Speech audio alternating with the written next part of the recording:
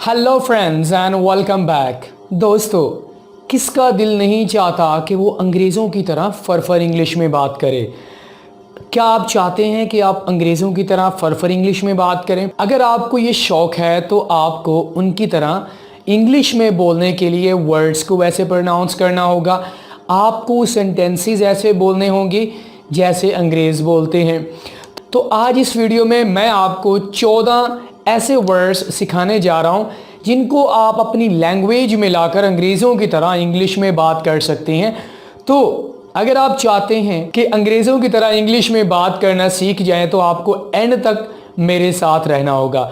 तो चलिए दोस्तों, आज का लेक्चर स्टार्ट करते हैं, लेकिन इससे पहले आप हमारी हौसला अफजाई के लिए हमारे चैनल को सब्सक्राइब करें, लाइक भी कीजिए, कमेंट कीजिए, ताकि हम आपके लिए मज़ेदार वीडियोस बनाते रहें।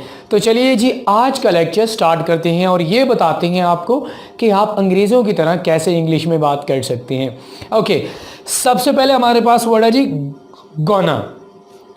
अब अगर आप अंग्रेज़ के साथ बात कर रहे हैं तो अंग्रेज़ इसको कैसे प्रोनाउंस करेगा? Gonna, gonna, gonna. दोस्तों, अगर आप चाहते हैं कि आप इन वर्ड्स को अच्छी तरह सीखें तो आपने इनकी प्रोनाउंसिएशन को बड़ा केयरफुली सुनना है। अगर आप मेरे पीछे इनको प्रोनाउंस करते जाएंगे तब आपको इनकी प्रोनाउंसिएशन समझ आएगी। ओके, गना। अगर अंग्रेज इसको बोलेगा तो इसको कहेगा गना, गना। वैसे अगर हम इसको बोले तो इसको कहेंगे जी गोइंग टू, गोइंग टू। तो गना, आई एम गना talk to her, I am gonna talk to her. Okay, तो नेक्स्ट हमारे पास वर्ड है जी गोटा, गोटा, गोटा। अंग्रेज आपके सामने ऐसे ही बोलेगा गोटा, गोटा।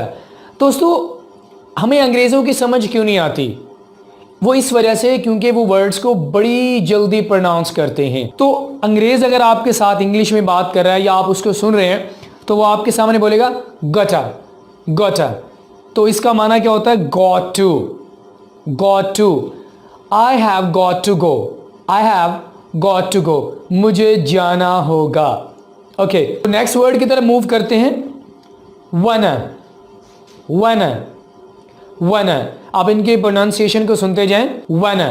अगर आप इसे सेंटेंस में इस्तेमाल करें तो आप कहेंगे आई वना टॉक टू हर, आई वना टॉक टू हर। दोस्तों, अगर आप वाना के साथ टू प्रपोजिशन लगाएंगे तो आपका सेंटेंस गलत हो जाएगा। अगर आप ऐसे कहेंगे आई वाना टू टॉक टू हर तो आपका सेंटेंस गलत हो जाएगा। वाना के साथ कभी भी आप टू प्रपोजिशन नहीं लगाएंगे। अगर आप यूज करेंगे तो आपका सेंटेंस गलत हो जाएगा। ओके, आई वाना टॉक टू यू, आई वाना listen to you, I wanna meet you. Okay, let me, let me, let me, let me talk to you, let me talk to you। अब real में क्या है ये? let me talk to you, let me talk to you। अब क्योंकि अंग्रेज इन words को ऐसे प्रोनाउंस करते हैं हमें समझ ही नहीं आती। तो अंग्रेज़ों की तरह बोलना मुश्किल तो है लेकिन नामुमकिन नहीं है। अगर आप चाहते हैं तो आप इन वर्ड्स को अच्छे से सीख लें।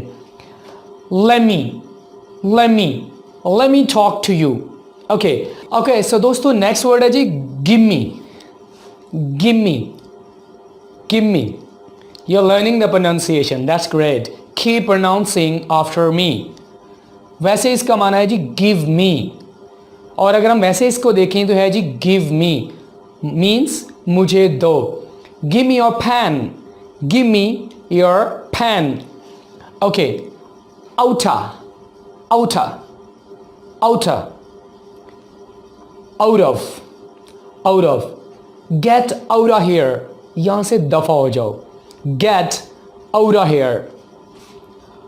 what do you, what do you, what do you। now this will be quite difficult for you कि आप एक अंग्रेज को ये वाला वर्ड प्रोनाउंस करते हुए सुनो, but we are making it quite easy for you to understand these difficult words which can make you speak English like a native। What do you, इसका माना होता है what do you। अगर आप इसे सेंटेंस में इस्तेमाल करें तो आप इसे ऐसे कहेंगे what do you do, what do you do। Okay, it's really hard but I'm gonna making it possible for you। do know, do know, do know, Do know. Okay. Don't know. Don't know. I do know you. I do know you. Do know you का माना होता मैं आपको नहीं जानता. Okay. Come on. Come on. Come on.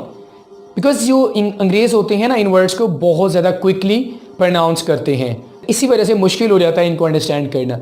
Come on, come on. वैसे इसका अगर देखो, इसका मतलब होता है come on man.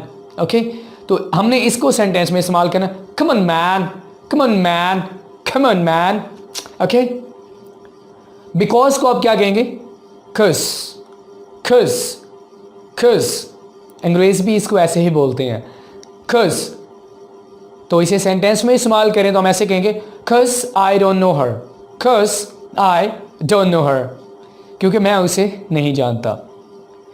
some more, some more, some more. अब आप ज़्यादा इतना स्ट्रेस नहीं डालेंगे. आप ये नहीं कहेंगे some more, some more. no, some more, some more. मतलब क्या है कि some more आपको कुछ और चाहिए. I want some more sugar. I want some more sugar. मुझे थोड़ी सी और चीनी चाहिए.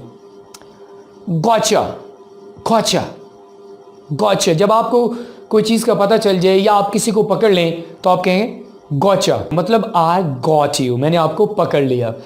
Okay, number 13.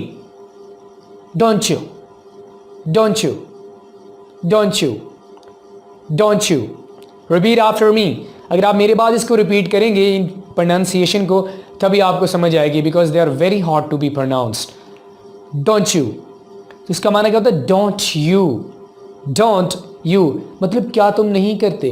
तो इसे सेंटेंस में इस्तेमाल करें, don't you go there, don't you go there, don't you go there. Okay, तो लास्ट हमारे पास वर्ड है जी, did you. Did you, did you. इसका माना होता है डिड यू, क्या तुमने. अगर हम इसे सेंटेंस में इस्तेमाल करें तो हम कहेंगे, did you talk to him, did you talk to him, did you talk to him. Okay, so दोस्तों ये वो 14 वर्ड्स हैं जिनको आप अपनी डेली लाइफ में इस्तेमाल करके अंग्रेज़ों की तरह आप बोल सकते हैं. ऑब्वियसली हम अंग्रेज़ों की तरह फर्फन इंग्लिश में बात कर सकते हैं, लेकिन उसके लिए हमें कुछ स्ट्रैटेजीज़ या ट्रिक्स को फॉलो करना पड़ता है. तो इस वीडियो में मैंने आपको 14 वर्ड सिखाए हैं जिनको आप अपनी डेली लाइफ में इस्तेमाल करके अंग्रेज़ों की तरह इंग्लिश में बात कर सकते हैं. अगर आपको ये लेक्चर अच्छा लगा हो, लाइक कीजिएगा, कमेंट कीजिएगा, शेयर भी कीजिएगा और मेरे चैनल को भी सब्सक्राइब कीजिएगा, ताकि आपके लिए हम नेक्स्ट इस तरह की वीडियोस बनाते रहें. आपसे बहुत जल्दी मुलाकात होगी एक और यूज़फुल लेक्चर के साथ. उस वक्त तक के लिए मुझे इजाज़त दीजिए. अल्लाह हाफिज़ and take care of yourself.